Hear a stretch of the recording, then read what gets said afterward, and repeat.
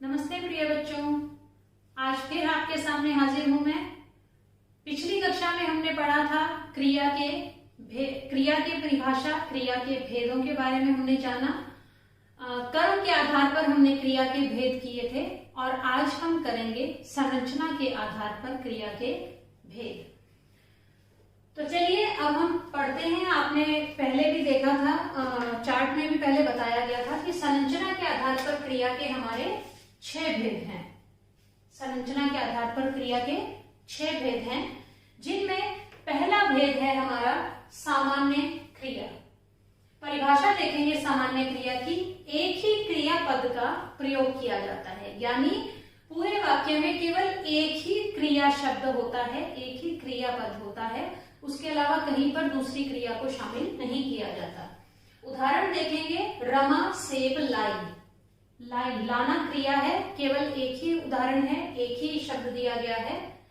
इसी तरह से दूसरा है, श्याम ने दुकान खोली। अब खोलना भी क्रिया है, तो आप देख सकते हैं इस पूरे वाक्य के अंदर कोई और क्रिया नहीं दी गई है, कोई और क्रियापद नहीं दिया गया है, इसलिए यहाँ पर सामान्य क्रिया का यह उदाहरण है। हमारा दूसरा भेद है हमारा संयुक्त क्रिया। संयुक्त नाम से ही स्पष्ट होता है, संयुक्त का अर्थ होता है मेल, यानी दो वस्तुओं का मेल, दो शब्दों का मेल, दो क्रियाओं का मेल, कुछ भी हो सकता है। तो जब हम संयुक्त क्रिया की बात कर रहे हैं, इसका अर्थ यहाँ पर दो या दो से ज्यादा क्रियाओं का मेल होगा। परिभाषा देखिए, दो या दो से अधिक क्रियाएं मिलकर पूर्ण क्रिया बनाए, यानी जब दो या दो से ज्यादा क्रिया मिलकर एक पूरी तरह की क्रिया बना रही है, दोनों मिलकर एक क्रिया बन रहे हैं, वहां पर संयुक्त क्रिया होती है। उदाहरण देखेंगे, रमेश पढ़ रहा है। पढ़ना भी क्रिया है, रहना भी क्रिया है हमारी सहायक क्रिया है। तो रमेश पढ़ रहा है, पढ़ रहा है, तीनों को हम रेखांकित करके बताएंगे कि यह संयुक्त क्रिया का उदाहरण है, क्योंकि ये एक क्रिया, दूसरी क्रिया, सहायक क्रिया हमारी वाक्य के साथ ही आती है बाकी क्रियाओं के, इसलिए ये पूरा पढ़ रहा है यहां से लेकर संयुक्त क्रिया का उदाहरण है। दूसरा आता है हमारा, कल अतिथि चले जाएंगे। चलना भी क्रिया है, जाना भी क्रिया है, इसलिए ये दोनों किसके उदाहरण हुए? संयुक्त क्रिया के उदाहरण है। चले जाएंगे संयुक्त क्रिया के उदाहरण है। संयुक्त क्रिया में एक बात विशेष है कि इसमें रंजक क्रिया शामिल होती है। रंजक क्रिया, अब ये है क्या, ये थोड़ा समझते हैं। मुख्य क्रिया के साथ मिलकर यह उसे प्रभावशाली बनाती है, यानी रंजक क्रिया जो होती है वो वाक्य के अंत में आती है और जो आगे चलने वाली पहली जो क्रिया है, जैसे यहाँ पर चले है, यहाँ पर पढ़ना है, ये जो क्रिया है इसको मिलकर वो क्या कर रही है? प्रभावशाली बना रही है। उदाहरण देखते हैं, मोहन घूमने चलो। ये चलो शब्द जो है वो रंजक क्रिया है। चलो शब्द क्या है? रंजक क्रिया है। मुख्य क्रिया के साथ मिलकर ये इसे घूमने शब्द को प्रभावशाली बना रही है, घूमने क्रिया को प्रभावशाली बना रही है। दूसरा उदाहरण देखते हैं, सौम्या स्कूल से लौट आई। लौटना तो हमारा मुख्य क्रिया हो गई है, आई हमारी क्या हो गई? रंजक क्रिया। अब रंजक क्रिया यदि शब्द के साथ, लौट के साथ ना मिली होती तो ये पूरा वाक्य नहीं बन पा रहा था, इसलिए ये क्रिया इसके साथ मिलकर क्या हो गई? एक प्रभावशाली बना रही है मुख्य क्रिया को, इसलिए यहाँ पर आई शब्द जो है वो रंजक क्रिया है। ध्यान रखेंगे फिर से, संयुक्त क्रिया में क्या होता है कि दो या दो से ज्यादा क्रियाएं उसमें शामिल होती हैं और क्या बनाती है? एक पूर्ण क्रिया बनाती है। जैसे यहाँ पर पढ़ रहा है, चले जाएंगे। संयुक्त क्रिया में रंजक क्रिया साथ में जुड़ी होती है, रंजक क्रिया वाक्य के अंत में आती है, जैसे यहाँ पर लगा हुआ है चलो और यहाँ पर है आई।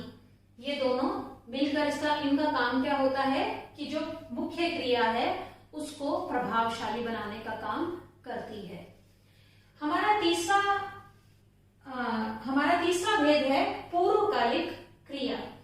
पूर्वकालिक यानी पूर्व यानी पहले, जो पहले आती है। तो परिभाषा देखते हैं हम, मुख्य क्रिया से पहले यदि कोई अन्य क्रिया मुख्य क्रिया यानी जो मुख्य क्रिया चल रही है उससे पहले आगे आकर कोई क्रिया आती है तो वो पूर्वकालिक क्रिया कहलाती है। पूर्वकालिक क्रिया की एक पहचान और भी है। पूर्वकालिक क्रिया में किसी भी क्रिया शब्द के साथ कर प्रत्यय जुड़ा होता है। क्या जुड़ा होता है? कर प्रत्यय।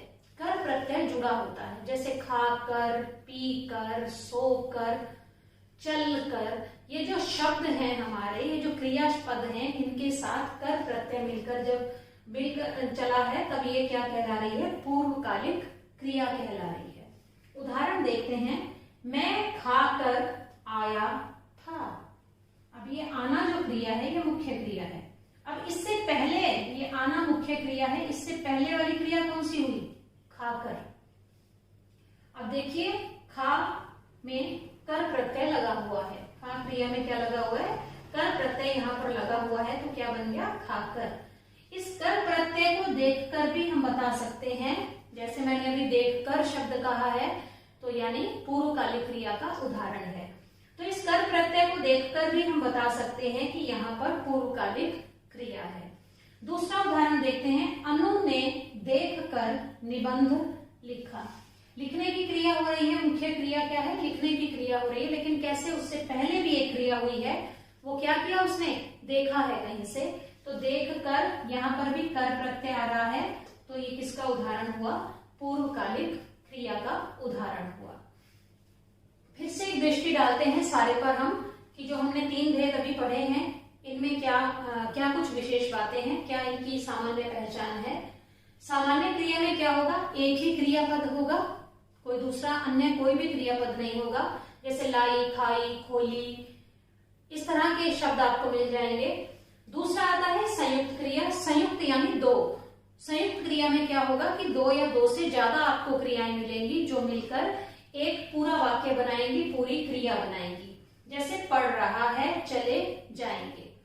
इसमें रंजक क्रिया साथ में शामिल होती है, जो मुख्य क्रिया को क्या बनाती है? प्रभावशाली बनाती है। उसके बिना मुख्य क्रिया अपने आप में पूर्ण नहीं हो सकती।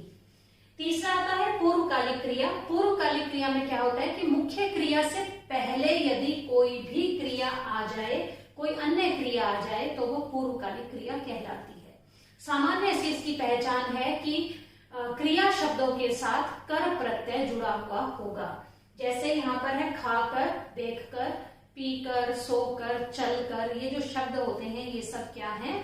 पूर्वकालिक क्रिया के उदाहरण हैं। तो अब हम देखते हैं संरचना के आधार पर क्रिया का अगला भेद। अगली क्रिया है हमारी नाम धातु क्रिया। नाम यानी किसी तरह का कोई भी नाम, इसमें संज्ञा, सर्वनाम और विशेषण शब्दों का प्रयोग किया जाता है। यानी ये क्रिया किससे बनती है कि संज्ञा शब्दों से बनेगी, सर्वनाम से बनेगी और विशेषण शब्दों से बनेगी।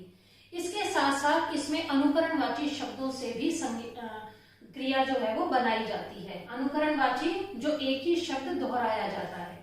चलिए कुछ हम उदाहरण देखते हैं कि किस तरह से इस क्रिया का निर्माण होगा। जैसे बात शब्द है, बात से बनेगा बतियाना।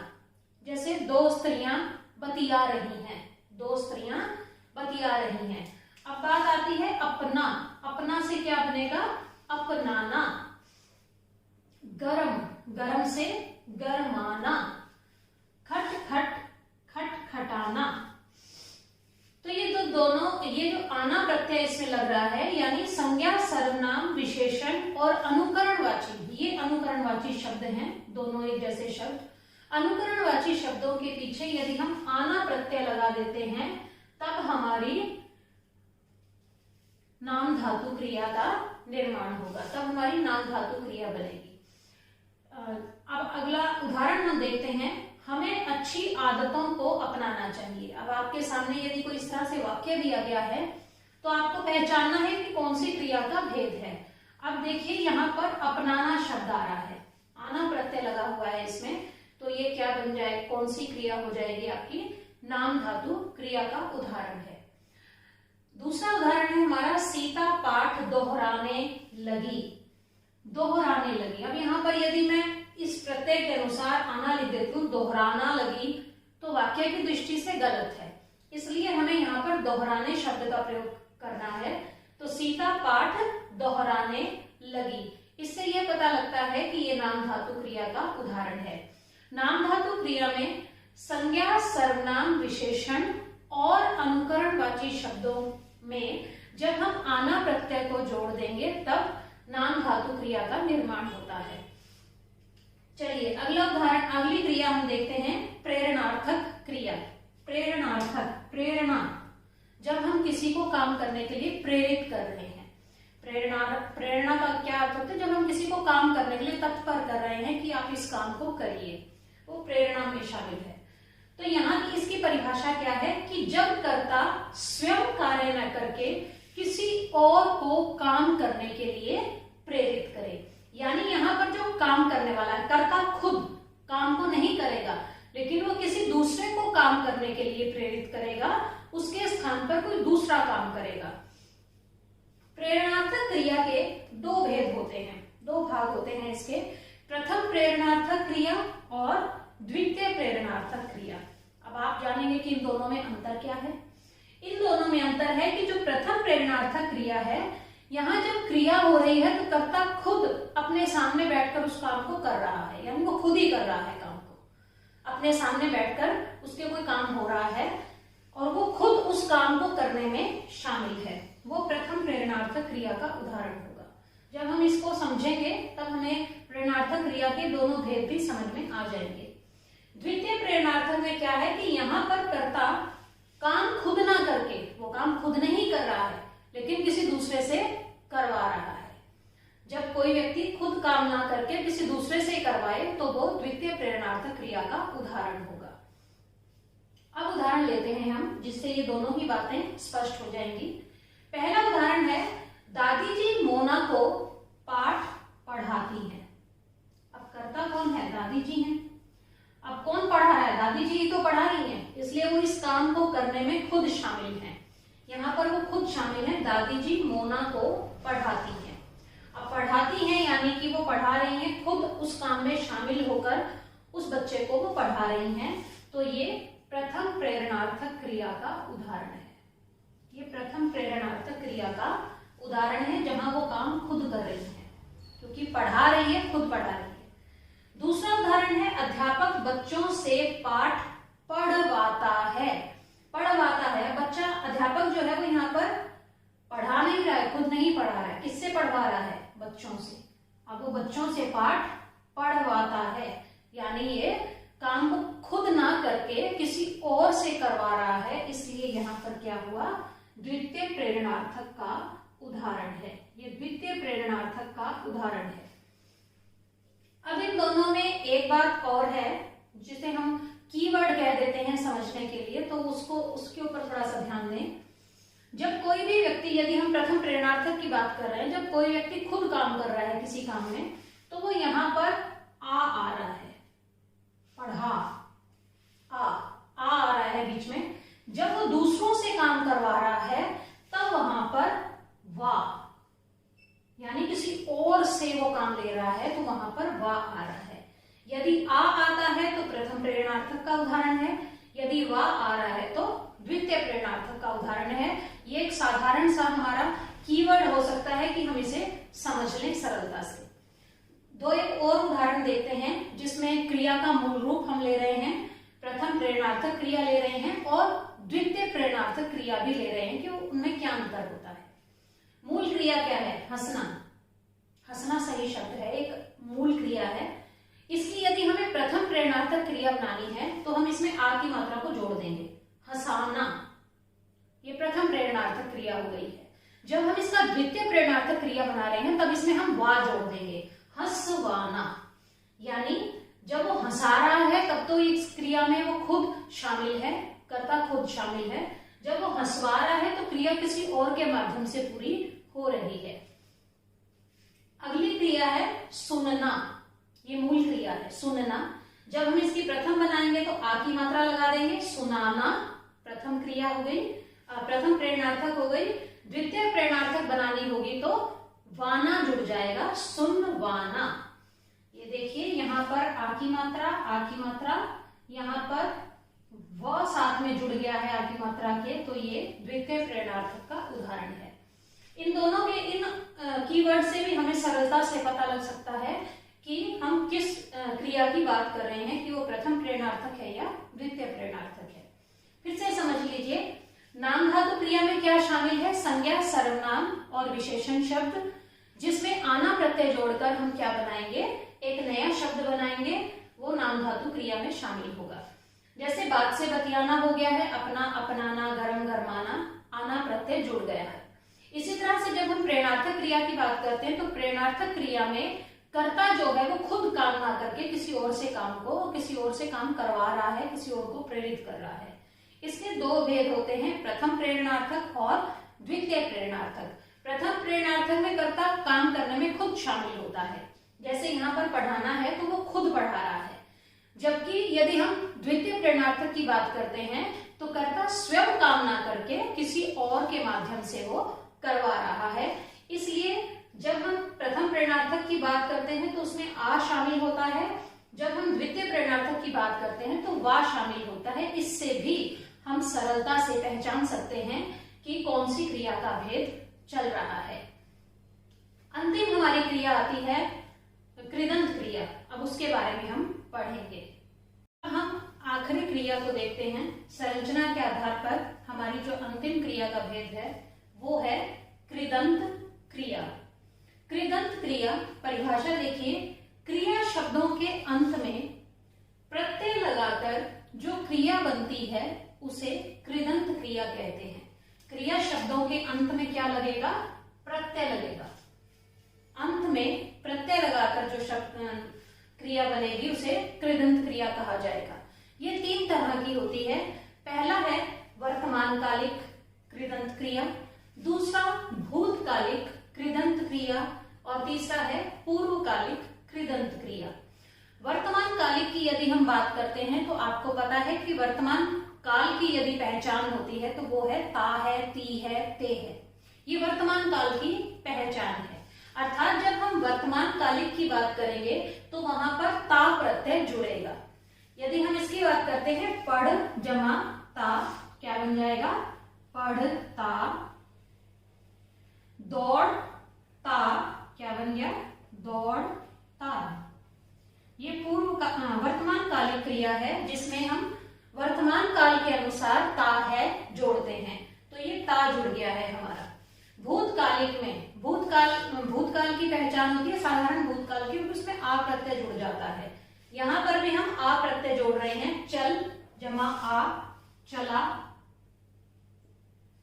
दौड़ जमा आ, दौड़ा, यानी वह दौड़ा, वह खाया। ठीक है, तो इस तरह से ये बन गया। जब हम पूर्वकालिक की बात करते हैं तो जब मैं पूर्वकालिक क्रिया पढ़ा रही थी उसमें भी मैंने आपको बताया था कि वहां पर कर प्रत्यय जुड़ जाता है। अब यहां पर भी हम कर प्रत्यय को ही जोड़ रहे हैं। पढ़ जमा कर, पढ़कर। दौड़ जमा कर, दौड़कर, दौड़कर। अब इनसे पता लग रहा है कि ये पूर्वकालिक कृदंत क्रिया का उदाहरण है। कृदंत क्रिया शब्दों के अंत में, क्रिया शब्दों के अंत में क्या जुड़ेगा? प्रत्यय जुड़ेगा।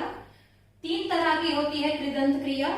पहली वर्तमान कालिक, जब वर्तमान की बात हो रही है तब उसमें ता प्रत्यय जुड़ रहा है। दूसरा आता है भूतकालिक, जब भूतकाल की हम बात करते हैं तो उसमें आ प्रत्यय जुड़ रहा है भूतकाल बनाने के लिए उसे। और तीसरा आता है पूर्वकालिक। पूर्वकालिक में हम कर प्रत्यय जोड़कर नया क्रिया शब्द बना देते हैं, पढ़कर। बच्चों, आज की कक्षा में हमने संरचना के आधार पर क्रिया के भेद पढ़े जो 6 प्रकार से हैं। आशा करती हूं कि आपको सभी भेद अच्छी प्रकार से समझ में आ गए होंगे। धन्यवाद।